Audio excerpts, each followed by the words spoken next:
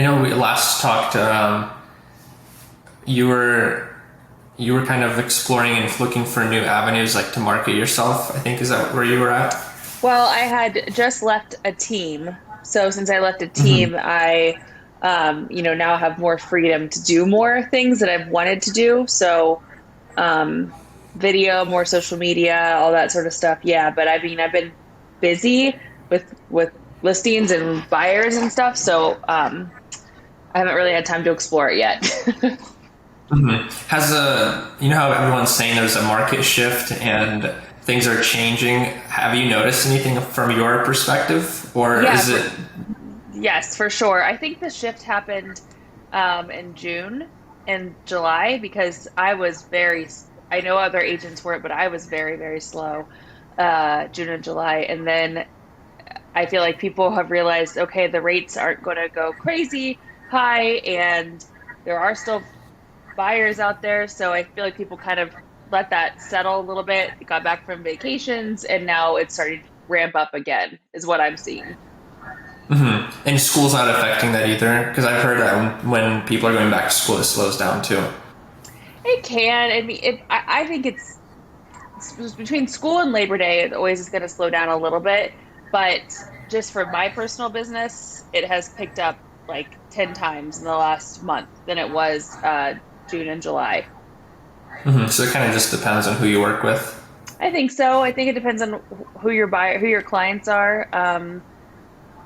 Yeah, I think it depends on a lot of things. But for me, and I know a lot of other of my colleagues, we are seeing it pick back up, and we're still seeing it be pretty competitive out there. Hmm. Yeah. Did you like go as a solo agent, or did you go to start your own team? I'm a solo agent. Oh, Yep. okay. Yep. Nope. I don't have my own team. Someday maybe, but not right now. Really? Was it? Did you not like working on a team, or was it? I think I think a team is a great way to start your career, which is what I did. Um, and then there becomes a point where if the team isn't, um, I don't know, is this all being recorded? I don't want to be. If you don't want to share about something, that's fine. I Okay. understand. I think there's some teams that you can stay with for a long haul if that's the way their team model is, and then there's some things that um, there's some teams that are just there to help you get your career off the ground and get going. And then I was able to generate a lot of my own business and didn't really need support or leads that a team might have needed to give me. My brokerage is great now with Cutler. I feel very supportive with them as an independent agent. So it's just Hmm. different. Yeah, it's just different. Sometimes I think a team is a great way to start, but I felt very quickly I didn't need to be on a team long term. Hmm. I feel like from what I've seen so far, Cutler is really good. I know some pretty good Yeah, agents from Cutler, solo yeah, and like teams, and must be team. maybe they're doing something right. Yeah, yeah. No, they do a really good job. They have a great marketing department as well that helps with a lot of things and very supportive with whatever you need. So what did you do before you got into real estate? Like, how come you ended up Um, going into real estate? I owned a marketing firm where I did graphic designs, social media, website design, logos, events, all the sorts of things for small businesses. So most of my clients were in food or fitness, so gyms or restaurants. I also worked with like some technology firms. Basically, my client was a one or two person owner company that was local, usually here in Ohio. I did a couple Airbnbs that were in Mexico. I did their social media, but that was my bread and butter was social media, graphic design, web design, that sort of thing. And before I did that for 7 years.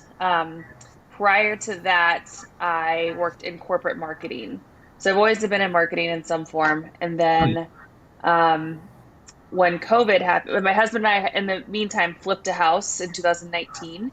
So we got our hands wet with that. My brother is in real estate as an investor in Cleveland. So he's not a real estate agent, but he is an investor. So he flips homes and rents them long term.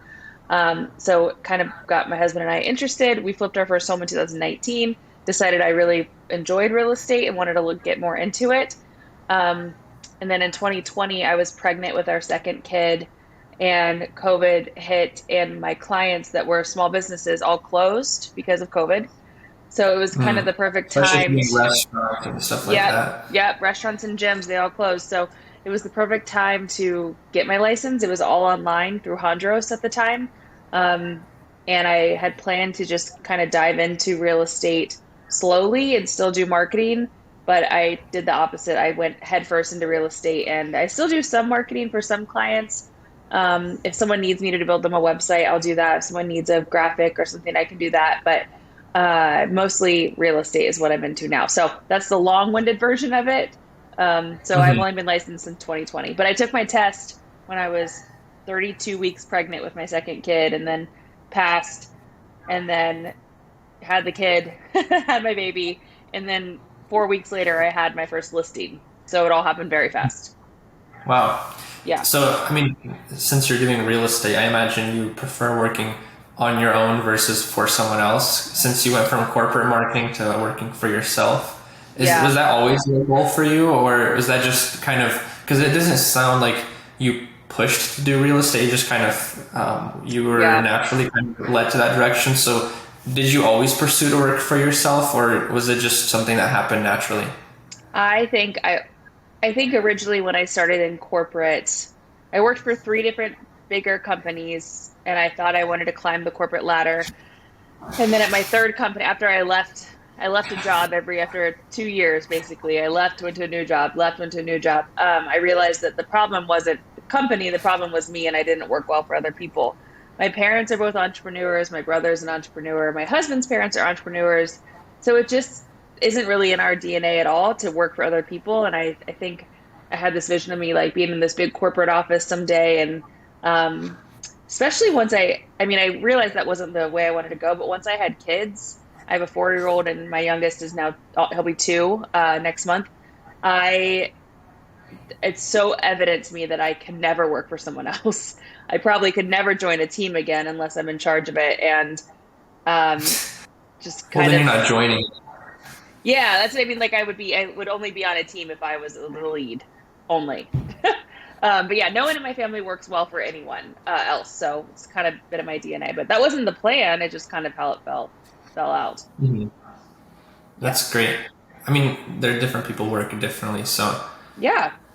Yeah. I'm just not one person. I've uh, never been good at someone telling me like, okay, we got to do this, or also like working toward a goal that's not my own. Like I had a really hard time with that too. And now in real estate, and even when I owned my marketing company, I still do own my marketing company. I that there's no limit to what you can do, and there's no minimum to what you can do. If I need to take some time off, I can.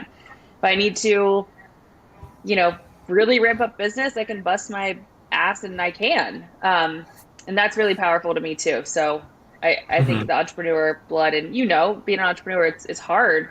Um, but I wouldn't trade it for anything.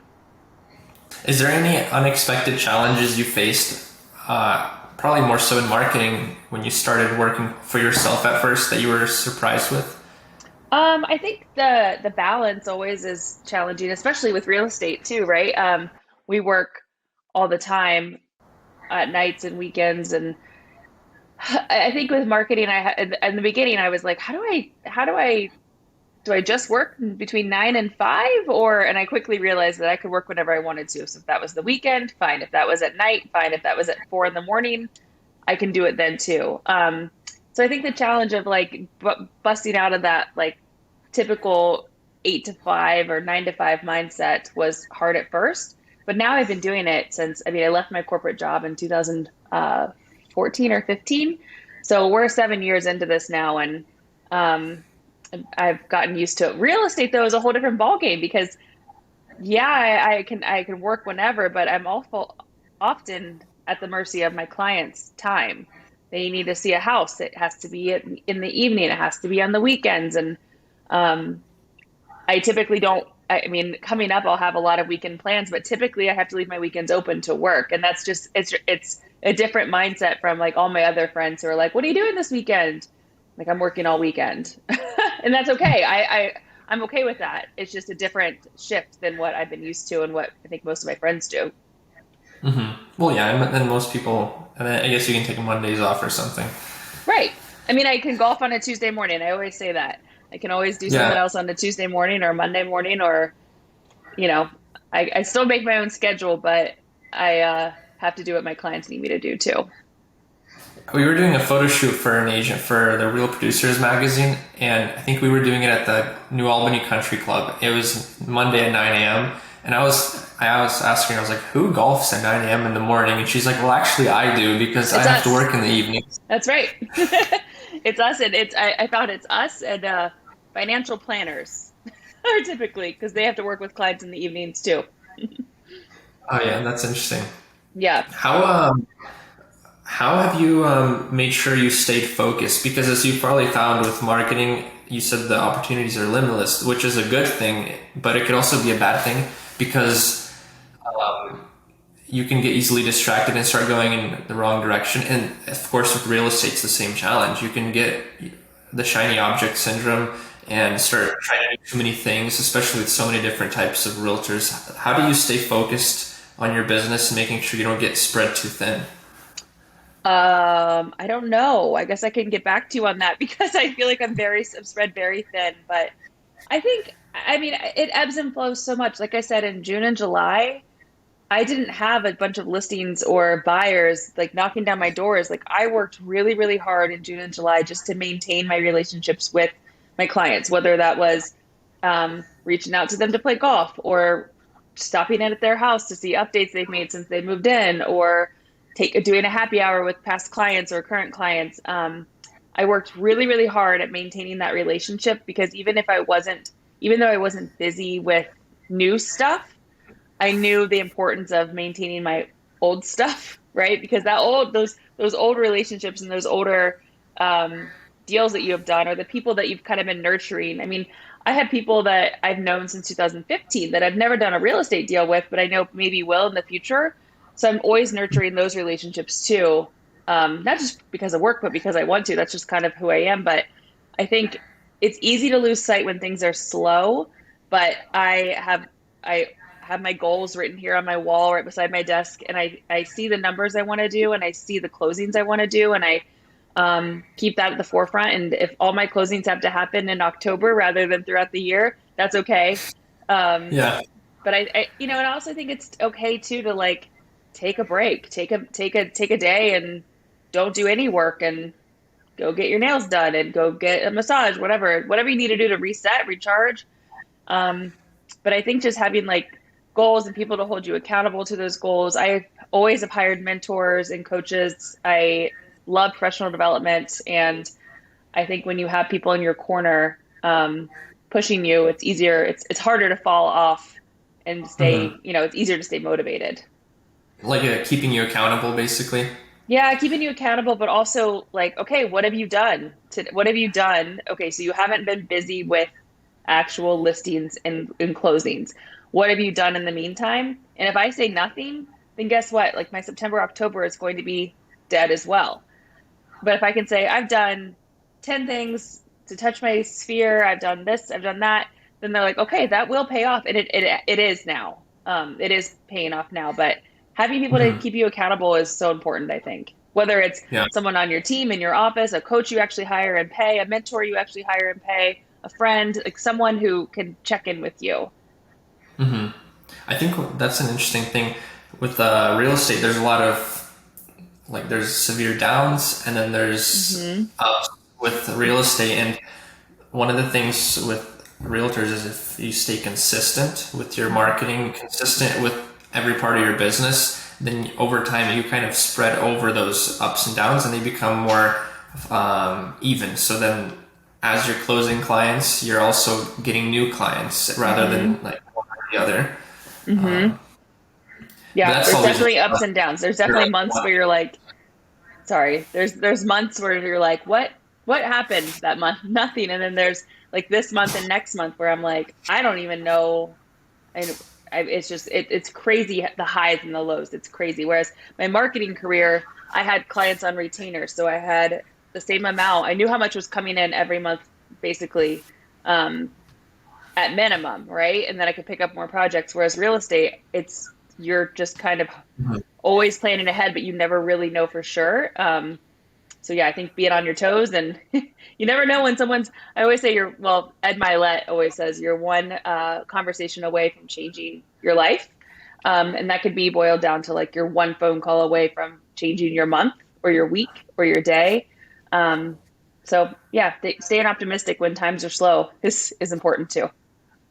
It's kind of counterintuitive, but a lot of people think, oh, I'm going to start marketing, I'm going to start doing outreach when it's slow. But Hmm. realistically, that's actually too late in a way. I mean, it's not too late, but it's the wrong time to do it. The best time, and I don't remember who I heard this from, the best time to do marketing and outreach is actually when you're busiest. Because Hmm. that way, when this busy season is over, you're not going into a drought again, but you're actually continuing to grow. Otherwise, if you don't market and you don't continue outreach as you're busy, you're gonna kind of go back to where you were into the cycle. Yeah, that's true. That's a good point. I think just keep marketing all the time, but it's hard to when you're slow to be like, what do I even show right now? I don't even know what to show that I'm doing. Um, Hmm. but yeah, I think it's important to just be on it all the time. And I try to put my face on social media like once a day.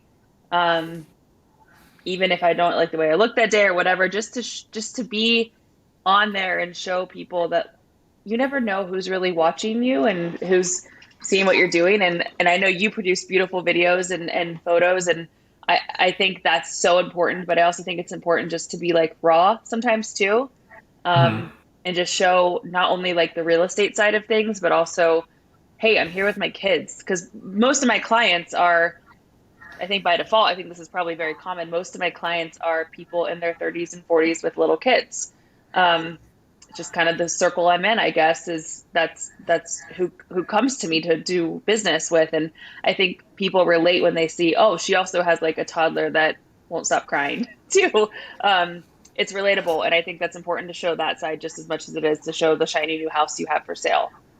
Do you have like a strategy you follow when it comes to marketing for your real estate business? Because you said you were slower June, July, and now you're picking up right now. It Hmm. sounds like whatever marketing you were doing was working. Was it Hmm. more of like you were just doing everything that came to mind, or were you doing it strategically? So I wish I could be like, yeah, I have this big marketing plan. I don't, definitely not. Social media is very organic. I don't plan. I think I planned so much social media for my clients for so long that now with my own, I'm just like off the cuff, which probably isn't always the best. But as far as like what I did when it was slower in marketing, I didn't focus my efforts on social media. I focused my efforts on events and in-person stuff with actually like showing up at my client's doorstep with a bottle of wine or, just kind of being out there more. I drove around to different people's houses. I dropped off little surprises. I sent handwritten cards. That was more my strategy then rather than just like being at home on social media. I felt like being out there was a better use of my time. Um, and using golf, I mean, I play a lot of golf, so using that to not only get me out to golf, but also get clients out to golf with me. And I did a women's clinic as well for women who don't really golf. Um, that was a really big hit. And I think, I don't know, the more I could do in person, the better. That's what I really focused on. But as far as like strategy for listings, I have a very good strategy for listings and even for my buyers that include like mailers and social media ads and campaigns and video, that sort of thing. But when it comes to just me, I just like to be in person as much as I can. Well, I think sometimes people look at social media as like that's where you find new clients, but it could also be instead of finding new clients, it could be like when you're doing these in-person events and meetups and you post that on social media. Sure, new people might see that and they might work with you because of that, but it can primarily be a way to stay in touch with those people you were meeting in person. That way, Right. you're organic because it's nice to kind of drive up someone's door and talk with them in person, but you can only do that so many times in a day. Right. But with social media, it helps you organically reach out to go to their doorstep, so to speak. So you can Right. have like different perspectives on it. It doesn't Right. always have For to be sure. strangers that will work with you. No, never, never. Yeah, no, that's so right. I think when someone has a one stream of marketing, I think I forget what podcast I was listening to the other day, but they said you need to have 5 to 7 streams of marketing at all times. Sean Carpenter is a coach, local coach here too, that always preaches that like 5 to 7 different touches you do. I Like, actually interviewed him. oh, you did? Yeah. Yeah, like face to face, text to text, inbox to inbox.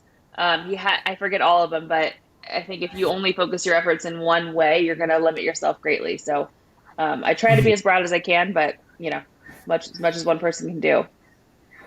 One thing that stood out to me when I got into real estate, almost every person I talked to, they always said, "Oh, I my business is based on referrals. Like I work by referral." And I wouldn't be surprised if like 90% of the agents I talked with said that. Mm-hmm.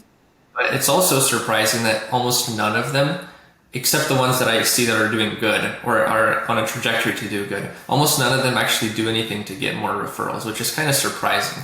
What do you And it mean? should well, it sound from what I could see at the from my perspective, it looked like yes, they did work only by referrals, but they weren't doing anything to get referrals. They were just kind of waiting for the referrals to I come, see. which is Yep. which is it works, but it's also not very consistent because you can't Right. really expect referrals. And so I'm always surprised why agents, and I think you're doing a good job of this, like being very proactive of meeting with people, talking with them, because that nurtures more referrals or more Mm-hmm. repeat business. But just like not doing anything, it's kind of surprising to me, especially since it's such an important part of the real estate business. Well, there's another statistic out there, and I'm really bad at remembering these things, but it's like right after the deal closes, it's like 70 to 80% say they would reuse their realtor or refer them to someone else. And then like a year or two later, they don't even remember the real estate agent's name. So like immediately after, sure, they're ready to pass you on. But when a year or two passes, what happens when they're in their home? Um, my clients would never forget me because I'm in their inbox and in their in their texts like all the time. And on their social media a lot. I friend all my clients. I follow all my clients, like anyone I've done a deal with, or even other agents. Like I just want to be connected still, even if we don't talk or see each other, but just still be connected. But I think, I mean, I know I have my neighbor that she's like, I don't even remember who my real estate agent was. And I think that's a huge missed opportunity for that agent to, 5 years later, their neighbor might need an agent and they'll be like, I don't even remember who I used. Hmm. So staying in touch with them is super important, I think, because that's the only way you're going to get referrals is if their person remembers who you are. That's true. I think that statistic you're saying 80% of them would work with an agent again, but it was something as low as like 6 or 10% actually end up working with the Right, agent again. right. And most, like you mentioned, they just forget who they were. Yeah, yeah. Um, Now, Kelly, what kind of goals do you have like moving forward? I know you're in a transition period where you just went solo. You hmm did mention you have goals. Like what goals do you have for real estate? I think it's twofold. So I have like my real estate business that, I hope to I had a great my first full year was 2021. I had a great year like mostly everyone else had as well. Because I got licensed in September 2020. So 2021 was a really good year. I did 7 million in closed volume. Um, this next year, my goal is 10 million. This year, right now, we're in right now, my goal is 10 million in closed volume. And then I hope to, increase that. I don't have like, I'm gonna do 20 million by the next year, but I do hope at some point that I'm in a place where I can have a team. And I don't know what that looks like yet, because I've seen so many different team structures that I think uh, work, and I've seen many that do not work. And I want to make sure whatever I do is a team that works for not only the people on it that they want to stay on it for a long time, but also me too. Obviously I don't. I'm still young and I have little kids, but I think that when you have a team, you have more opportunity to kind of spread the wealth a little bit and have a little more help with showings and open houses and all those sorts of things. So that is a long-term goal. I don't know how soon I want to do that, but kind of Hmm. just taking it slow right now. I'm not a pro at anything yet. But then as far as on the investment side, my husband and I, we do have a strong desire to buy more long-term rentals and short-term rentals and flip more houses. So I'm always kind of I have a mentor that helps me with that as well. I pay someone to kind of hold my hand with working through it. We are currently in contract on the flip we just did. We just completed a flip in Marion, and we should close in like 2 or 3 weeks on that. And then we'll tackle the next project. So I want to be a little more broad with my goals, not just with me and my clients, but also with me and my investments. And I do believe multiple streams of income and is the goal to long-term wealth and generational wealth. And don't want to put I never want to put my eggs in one basket, but Mhm. yeah, those are kind of my You goals. mentioned mentors a couple times. How does that work with the real estate mentorship? Do Mhm. they like help you? Well, I assume they wouldn't help you find the deal. Like, what are they helping you with? Are they helping you walk through the process to secure the investment and kind Yeah, of so ready? so the mentor I have on the investment side, he he can help find the deal. So on the investment side, there's a lot of off-market deals. So not every deal that comes through is on the MLS. So there's a lot of wholesalers out there if you're familiar with wholesaling at all.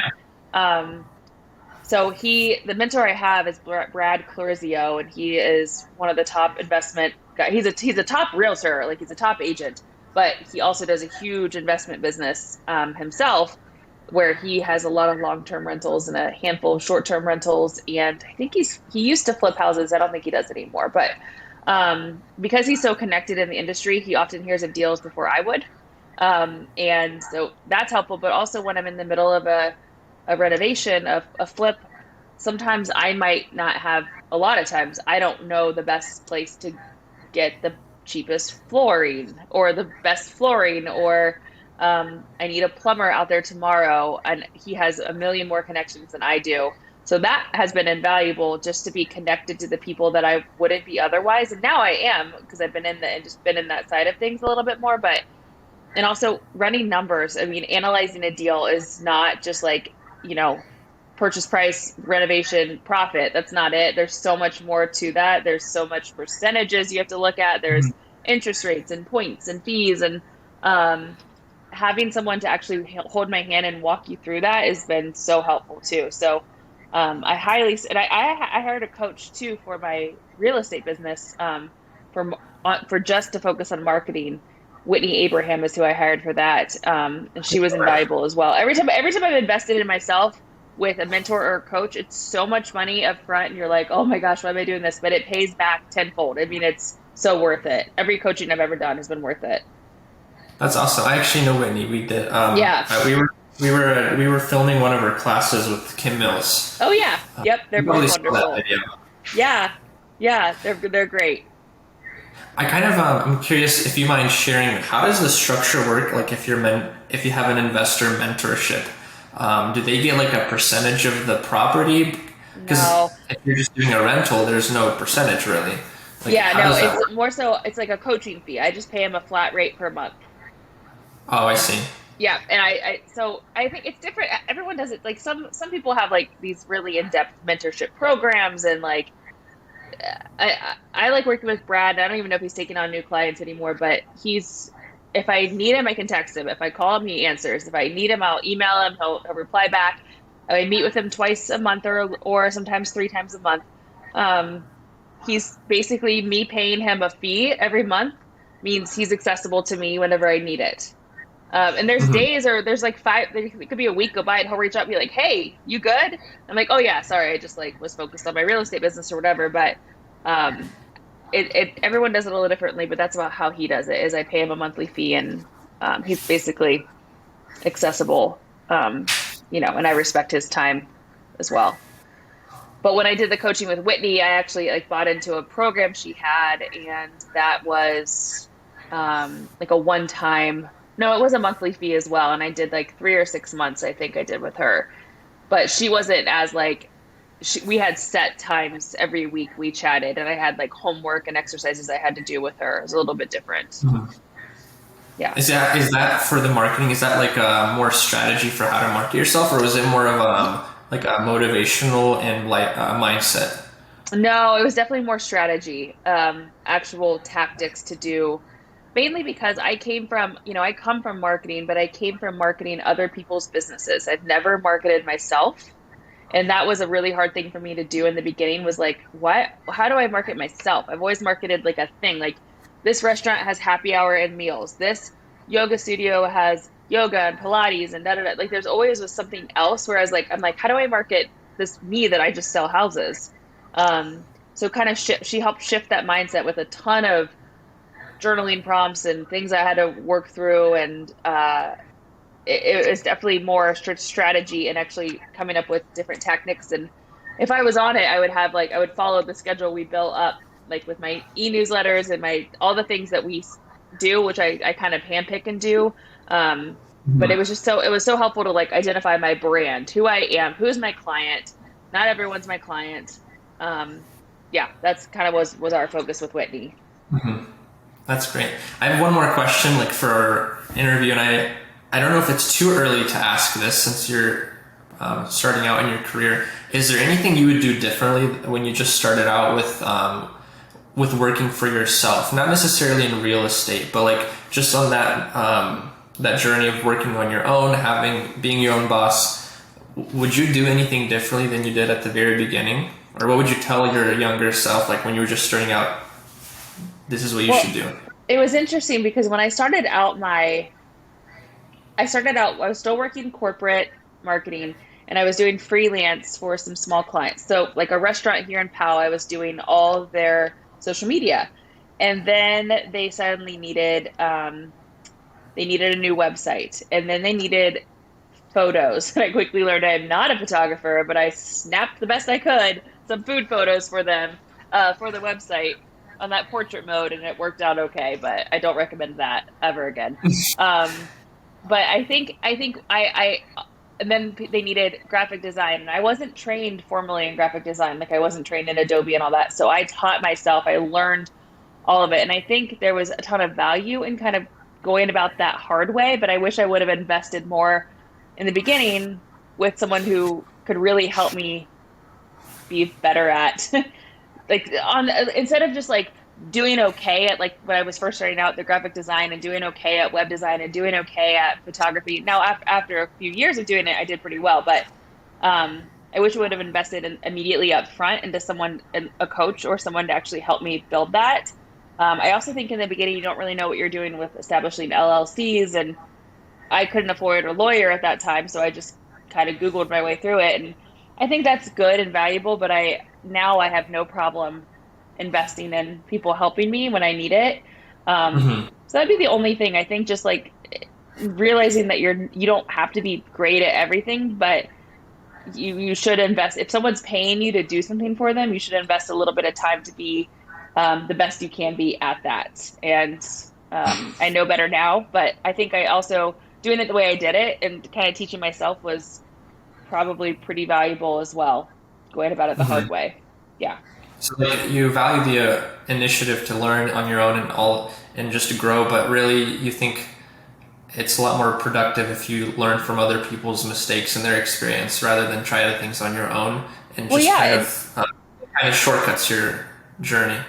that, but I also think like let someone who is a pro at X, Y, or Z teach you.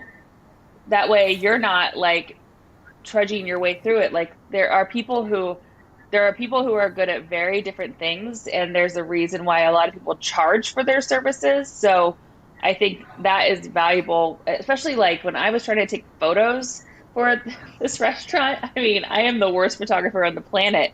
And I was trying to take these photos. I'm like, man, if I just would have like taken a photography class or just like sucked it up and hired someone else to do this, I would have been a better product. I would have turned over to my client than myself. So now as a real estate agent, I never take photos with my phone. I always hire out professional everything. Just a That's different funny. mindset now. Yeah. That is good. It kind of goes down. I have no idea who said this too, but hiring people that are better than you at certain things, it actually ends up producing an even better result for Yeah. yourself. Yeah. Because realistically, we as people, we can't be good at everything. Right. Yeah.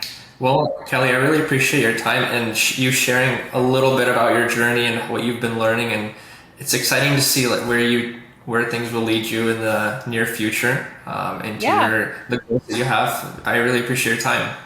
Thanks so much for having me. I appreciate it.